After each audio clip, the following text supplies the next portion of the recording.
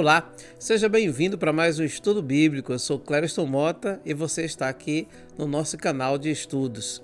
Preste atenção, já aproveita e já deixa aquele joinha aí no nosso canal, aquele like, e não esqueça de assinar as notificações. Assim você vai ficar atualizado com tudo aquilo que publicarmos aqui no canal e também aproveite e se inscreve. Faça o nosso canal crescer e assim a gente cresce junto.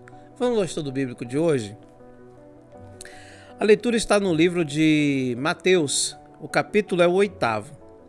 A partir do verso 5 diz assim: E entrando Jesus em Cafarnaum, chegou junto dele um centurião e rogou-lhe, dizendo: Senhor, o meu criado está paralítico e violentamente atormentado.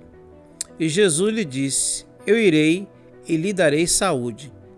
E o centurião respondendo disse: Senhor, não sou digno de que entres debaixo do meu telhado, mas dizes somente uma palavra e o meu criado há de sarar.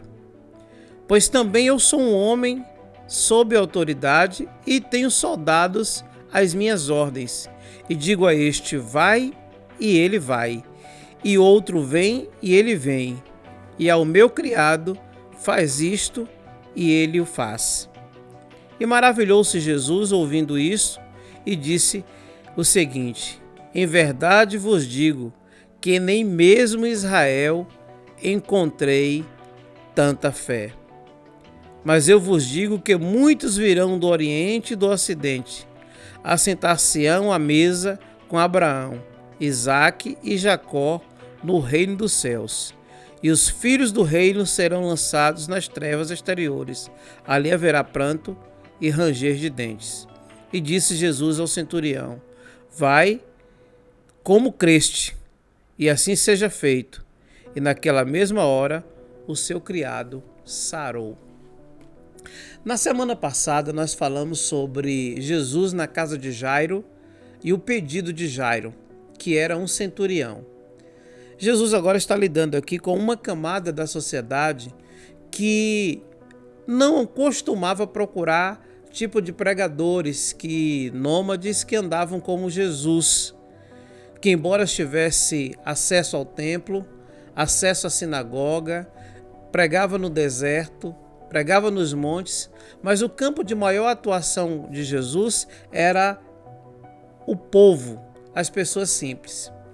Na mensagem da semana passada, você pode olhar aqui a descrição aqui no link, para que você acesse aí o vídeo da semana passada. Você vai ver Jairo. Quem é Jairo? Chefe da sinagoga. Quem era o chefe da sinagoga? Era uma espécie de líder comunitário naquela região e responsável por uma sinagoga.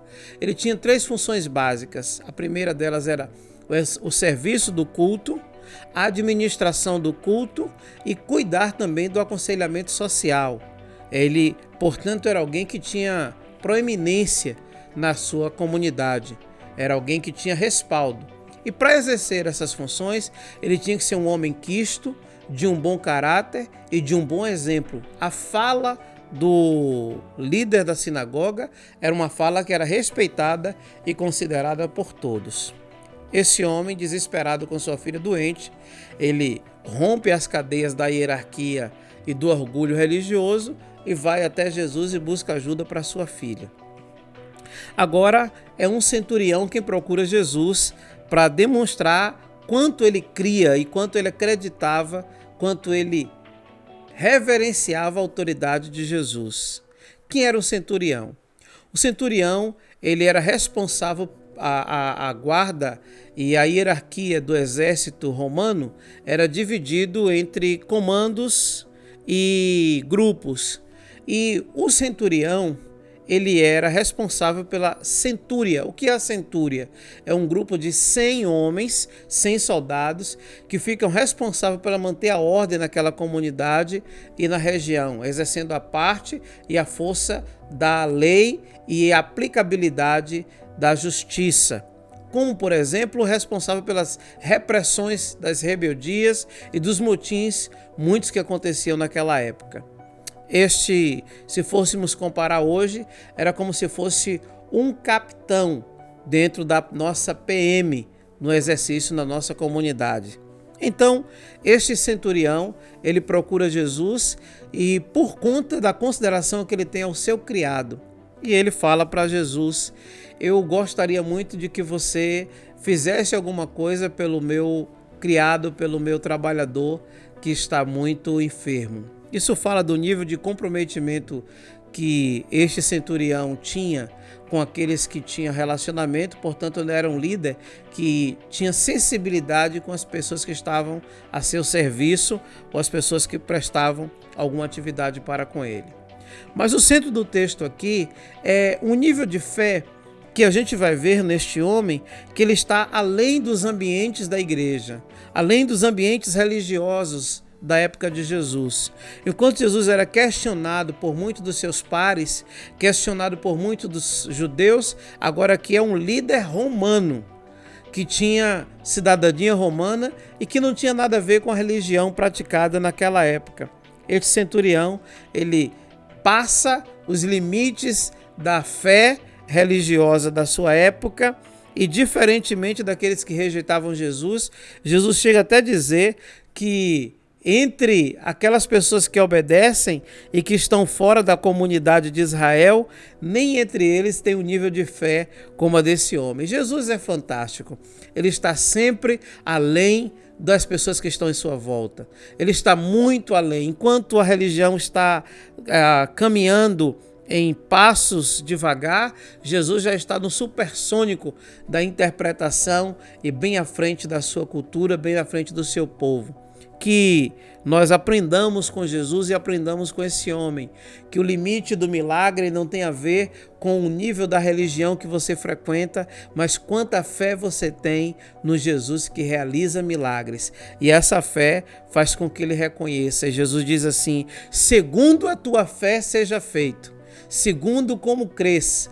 E Jesus nem saiu do local e o homem, na casa daquele centurião, ficou completamente curado. Nós cremos hoje e precisamos continuar crendo, assim como este centurião.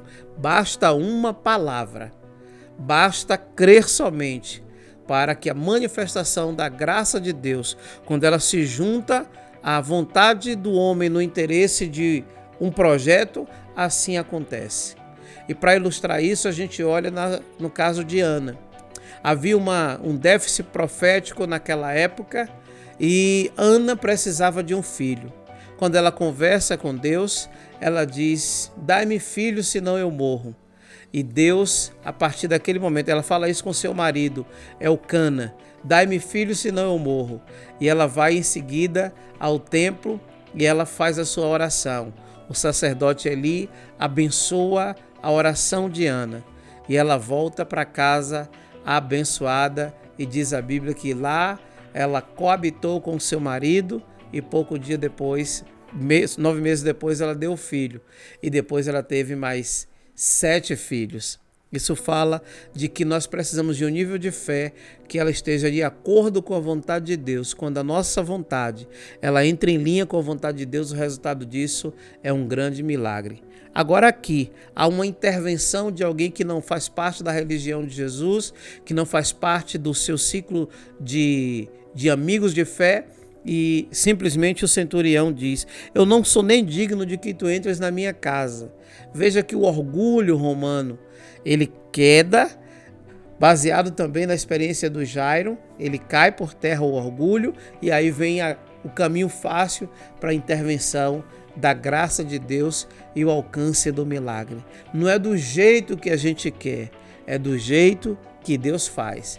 E nossa vontade precisa estar em linha com a vontade de Deus. E o resultado disso foi que o homem ficou completamente são aqui no caso do centurião. Não importa a função que você ocupe, importa é quanta crença você tenha num Deus que intervém graciosamente e faz milagres em nossa vida. Um Deus que para ele não há barreiras religiosas nem limites geográficos. Basta uma palavra e basta nosso crer para que o milagre aconteça. Que Deus te abençoe e assim concluímos o nosso estudo de hoje. Um forte abraço e até o próximo encontro. Na próxima semana a gente conclui essas reflexões falando sobre fé no Novo Testamento. Espero que você tenha gostado da reflexão de hoje e quero aproveitar também e pedir para que você deixe seus comentários.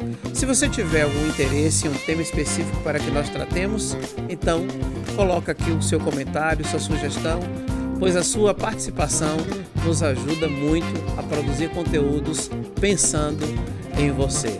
Um forte abraço e até o próximo encontro falando ainda sobre fé.